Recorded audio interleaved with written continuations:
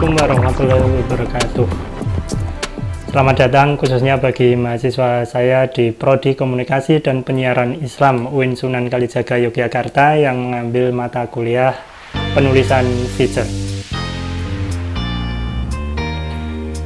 Pada pertemuan kali ini saya akan menyampaikan beberapa materi. Banyak yang menanyakan bagaimana cara memulai menulis feature.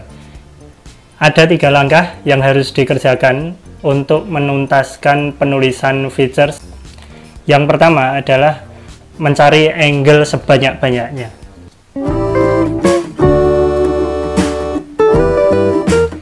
Angle didapat dari mana? Angle didapat dari tema yang telah Anda tentukan masing-masing.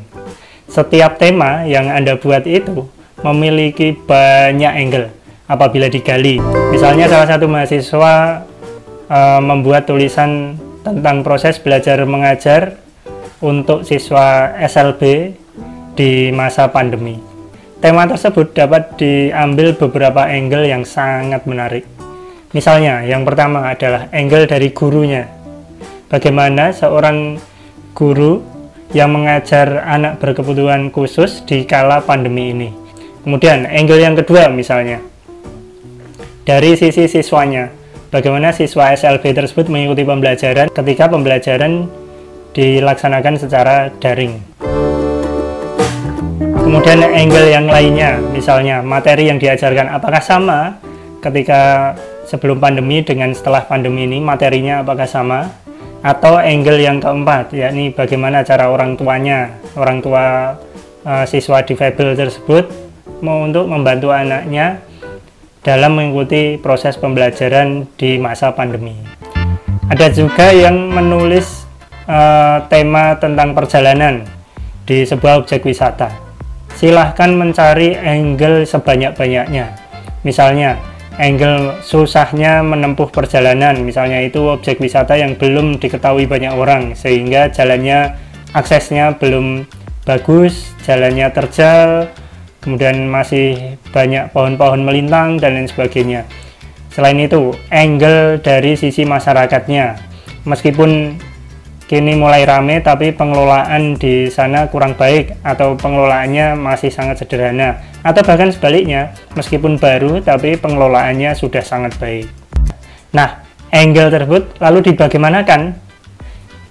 Ada 2 cara memperlakukan angle ini. Yang pertama, Anda memastikan bahwa angle tersebut akan Anda tulis. Misalnya ada 4 angle, kemudian Anda memilih 1 angle yang pasti Anda akan tulis.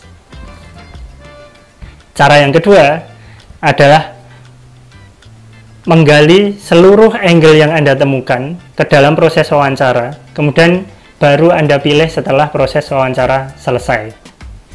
Misalnya angle 1, angle 2, angle 3, angle 4, angle 5. Semua menarik.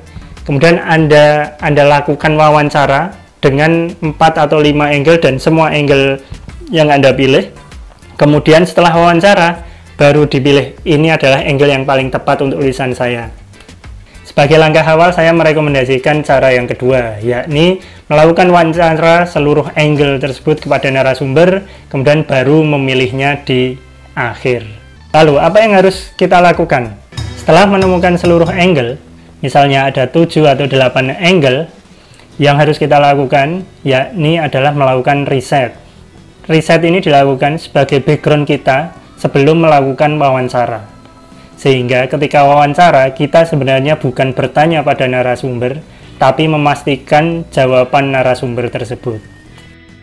Setelah melakukan riset, baru kita susun daftar pertanyaan yang akan kita ajukan kepada narasumber tersebut. Daftar pertanyaan berasal dari mana? Kembali lagi dari angle-angle yang telah kita buat. Misalnya angle pertama, kita akan bertanya tentang 1, 2, 3, 4, 5, dan seterusnya sampai banyak hal, sampai mendalam. Setelah menentukan tema dan angle, tahap yang kedua yang harus dilakukan adalah melakukan wawancara.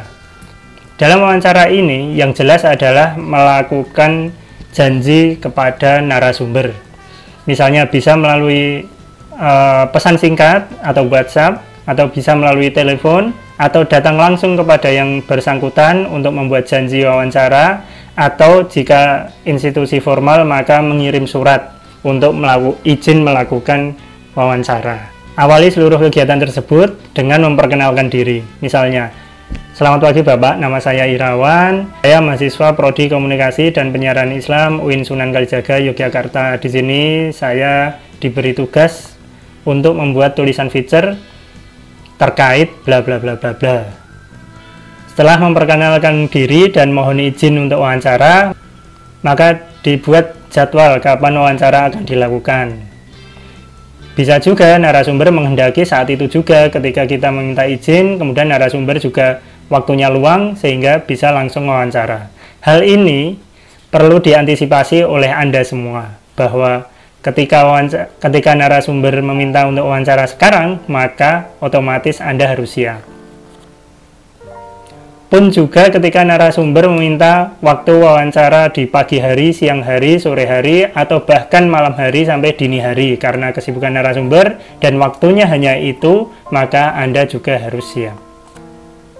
Pada saat wawancara, awali dengan obrolan-obrolan ringan, jangan langsung masuk pada poin wawancara. Misalnya memperkenalkan diri, kemudian menggali identitas pribadi masing-masing.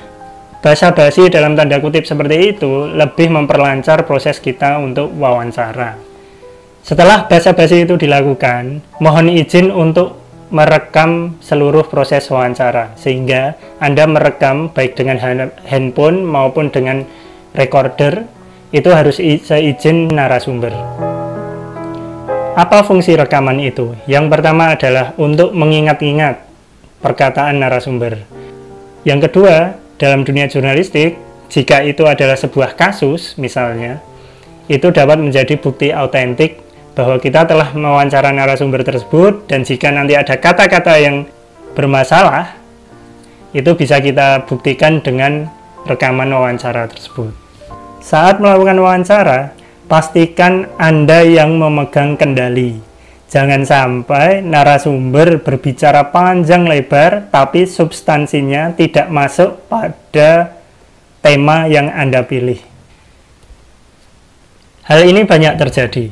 Ketika selesai penulisan feature misalnya, kemudian saya tanya, kenapa yang ditulis jadi seperti ini, beda dengan rencana peliputan?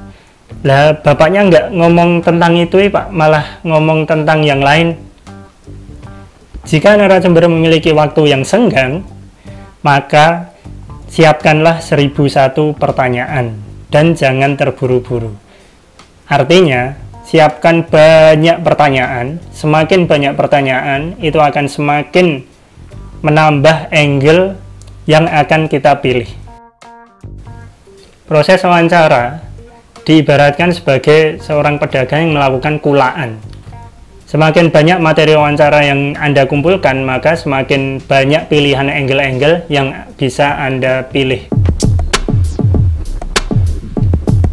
Oke, yang pertama tadi menentukan tema dan mempertajam angle. Kemudian yang kedua adalah melakukan wawancara yang efektif. Kemudian yang ketiga, setelah wawancara apa yang harus dilakukan? Buatlah mapping tulisan. Setelah itu, baru Anda menulis feature. Bagaimana menuliskannya? Saya akan jelaskan pada pertemuan berikutnya. Sekian untuk kelas hari ini. Selamat pagi. Assalamualaikum warahmatullahi wabarakatuh.